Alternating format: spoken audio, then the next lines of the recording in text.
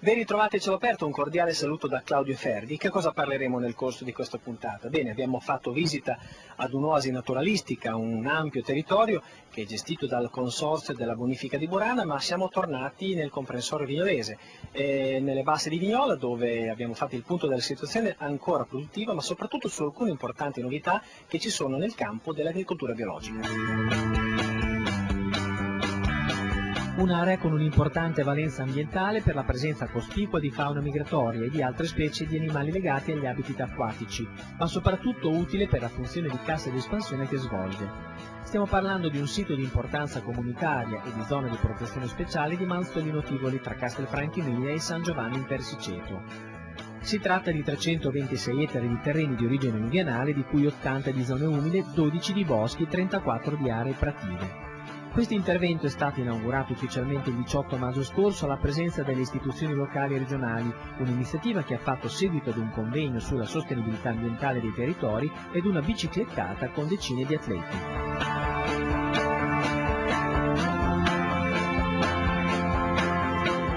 Da questa torretta di osservazione si possono osservare numerosissime specie di uccelli in questo ampio specchio d'acqua che fa parte appunto di questa zona di protezione speciale, un sito di interesse europeo.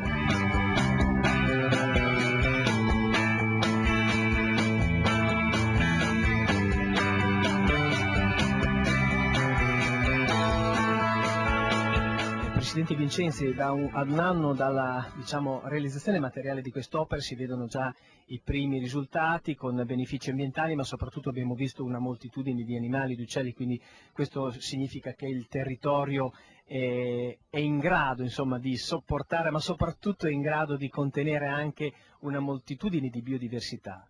Sì, penso che questo sia un esempio classico, ma bellissimo di quello che è il ruolo della bonifica sul territorio, un ruolo che è naturalmente importantissimo per quanto riguarda la tutela del territorio dal punto di vista del rischio idraulico, ma penso che il rischio idraulico sia accompagnato da questo beneficio ambientale che danno queste opere, che sia importantissimo. Ecco, quindi un ruolo della bonifica che dagli anni si è sempre rigenerato ed è sempre attuale. Ricordo che la bonifica negli anni passati significava ridare territori che non erano coltivati, togliere e debellare il nostro territorio dalla malaria a causa degli acquitrini che erano presenti. Oggi il ruolo della bonifica dal punto di vista ambientale è questo, il riequilibrio e il mantenimento della biodiversità. Quindi si può a ragione parlare di multifunzionalità degli enti di bonifica, nel vostro caso quindi del Consorzio di Burana? Certo, penso che questo sia proprio multifunzionale, questo esempio di questo intervento. Questo intervento garantisce un'acqua di irrigazione pulita e un'acqua di irrigazione adatta alle coltivazioni di pregio che ci sono in questo territorio. Uscendo dalla cassa di espansione l'acqua fa un bel percorso, si purifica e la riconsegniamo agli agricoltori più buona di come l'abbiamo ripescata. Presidente, siamo ormai alla fine di maggio, quest'anno il Consorzio ha dovuto, anziché erogare acqua per gli agricoltori, ha dovuto invece contenere le ondate di piena, quindi a proposito sempre di duplice funzione del vostro ente. Certo, come ogni anno noi i primi giorni di febbraio, diciamo così, verso il 20 di febbraio, iniziamo a trattenere l'acqua per consegnarle alle aziende agricole, in particolare in zone dove fanno delle serre, dove fanno colture forzate. Quest'anno eravamo pronti per fare questo, ma abbiamo dovuto invece impegnarci in modo molto importante allo scolo delle acque. Ricordo che sono 2 mesi che i nostri impianti idrovoli sono in funzione per scolare tutti i nostri territori. Esatto contrario è successo l'anno scorso. Il 1° di marzo abbiamo dovuto accendere eccezionalmente gli impianti in quanto non esistevano neanche le colattizie per poter garantire quel minimo di irrigazione che necessita in quel periodo.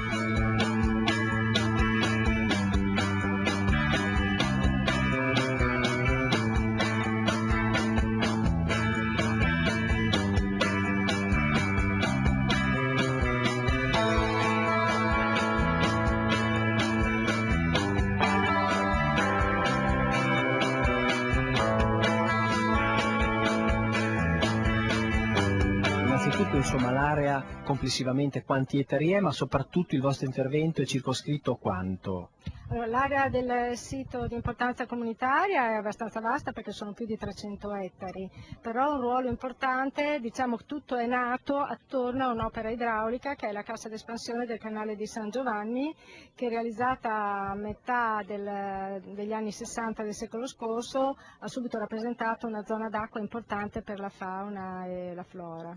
Quindi questo intervento di fatto ha permesso innanzitutto di poter rendere fruibile una buona parte di questa area da chi è appassionato anche dell'osservazione di questi numerosi uccelli che noi abbiamo visto. Sì, a fianco della cassa d'espansione c'è un'area di circa 10 ettari di proprietà del consorzio che abbiamo voluto investire a interventi ambientali con la realizzazione di un percorso di fitodepurazione, depurazione spontanea dell'acqua e la realizzazione di un prato umido che era una presenza di acqua che mancava perché nella cassa d'espansione ci sono sempre quasi 1 metro d'acqua, mentre invece molti animali preferiscono zone d'acqua più basse. Ecco. Questo intervento è stato realizzato grazie alla collaborazione e anche al sostegno economico di quali enti? Qui abbiamo aderito a diversi programmi di finanziamento, al piano ambientale della Regione Emilia-Romagna, le cui deleghe sono date alle province, la provincia di Bologna e la provincia di Modena, e poi al comune di Castelfranco Emilia, che è un protagonista di questa realizzazione, al comune di San Giovanni, e il Consorzio Bonifica ci ha messo del suo. Ecco, biodiversità è la parola che è uscita più spesso, insomma, nell'arco anche di questa presentazione, anche con numerose persone e tanti studenti. Questo significa mantenere una biodiversità anche in un ambiente in cui la produttività, insomma, ha spinto a volte tantissime produzioni, quali insomma, possono essere gli ortaggi, ma la frutta che c'è in quest'area. Esatto, questo è un polmone importantissimo per l'agricoltura perché interrompe la monospecificità, interrompe l'intensivazione del settore primario e nello stesso tempo riduce anche le malattie delle colture, perché quando le colture trovano un'interruzione sotto il profilo anche culturale, le trasmissioni delle malattie, delle varie patologie viene interrotta, quindi anche a beneficio del settore agricolo soprattutto. Da quando un'altra iniziativa di questo tipo? Per la verità il Consorzio di Bonifica ha cominciato 30 anni fa a essere impegnato sotto questo fronte. Tutti i nostri terreni limitrofi ai canali sono stati tutti rimboschiti, abbiamo fatto delle fasce boscate. Questo direi che è quasi, non dico quasi, l'ultimo spazio che il Consorzio aveva a disposizione per interventi di questo genere. Adesso comunque prosegue la manutenzione, la gestione, perché fare le cose è importante, ma bisogna anche gestirle bene.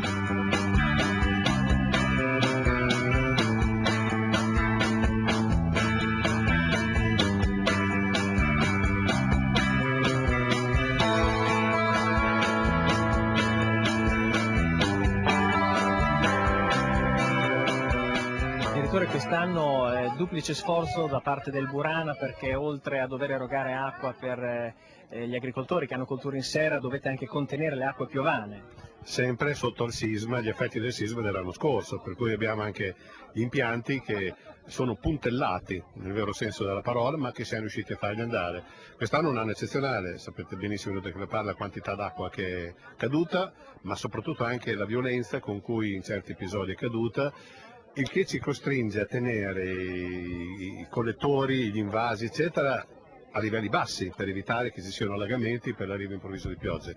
Nel contempo abbiamo migliaia di ettari di serre dove invece non piove e dobbiamo fornire l'acqua, quindi è un continuo intervenire, apri paratoie, chiudili, metti in azione la pompa, chiudila, per poter assicurare a un'economia molto avanzata, quella delle serre, meloni, cocomeri eccetera, e nel contempo cercano di assicurare l'acqua a questa economia e nel contempo tenere in sicurezza idraulica il territorio. Quindi un anno veramente eccezionale sotto 3 profili, quello del terremoto, quello dell'eccezionalità del tempo, ma soprattutto anche per l'impegno per portare a termine quest'opera.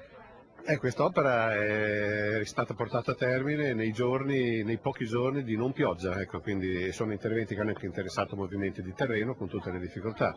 Volevo poi ricordare che il Consorzio è anche in montagna, con tutti i disastri che ci sono in montagna, no? Tutte le frane che stanno accadendo, insomma, diciamo che negli ultimi 2 anni non ci siamo fatti mancare niente, il terremoto, la siccità e adesso questa eccezionale quantità d'acqua che arriva. Speriamo che poi sia finita e che ci sia una stagione normale andando avanti.